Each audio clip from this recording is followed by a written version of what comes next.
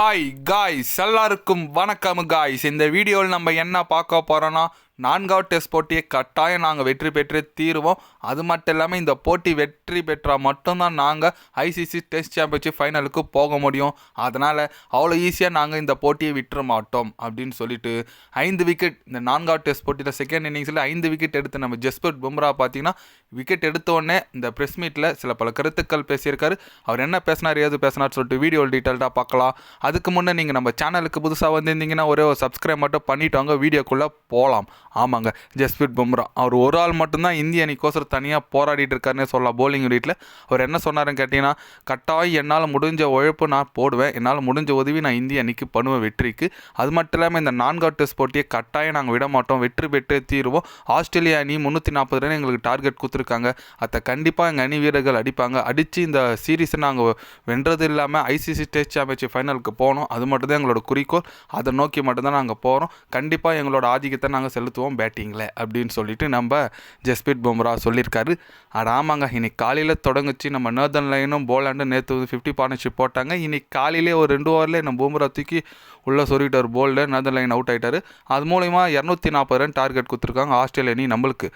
நம்ம ஆளுங்க வெரைட்டி ஆடிட்டு வந்துட்டு இருந்தாங்க. வந்த வேகத்தில் ரோஹித் சர்மா வழக்கம் போல் கிளம்பிட்டார், கேஎல் ராகுல் கிளம்பிட்டார், அப்புறம் விராட் கோலி கிளம்பிட்டார். 33க்குலாம் 3 விக்கெட் ஃபஸ்ட்டு செக்ஷனில் இருந்துச்சு.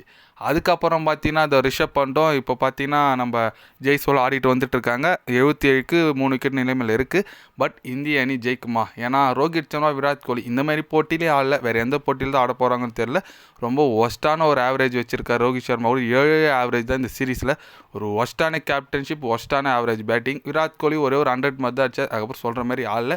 பரவாயில்ல, நம்பலாம். இதுக்கு மேலே நம்பணும்னா நம்ம ரவீந்திர ஜடேஜா, நிதிஷ்குமார் ரெட்டி இவங்கள தான் நம்பணும். ஏன்னா 340 அடிக்கணும், கொஞ்சம் கஷ்டமான டோட்டல் தான். அதுவும் ஆஸ்திரேலியா பிச்சில் அந்த கஷ்டம், அவங்க போலிங் அட்டாக் எதிர்க்க அடிக்கிறது கஷ்டம் தான்.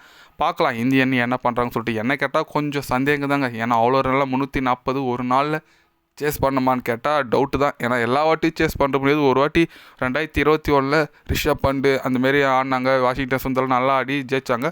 பட் திருப்பி அது செய்ய முடியுமான்னு கேட்டால் என்ன கேட்டால் டவுட்டு தான். இந்திய அணி வெயிட் பண்ணி பார்க்கலாம்.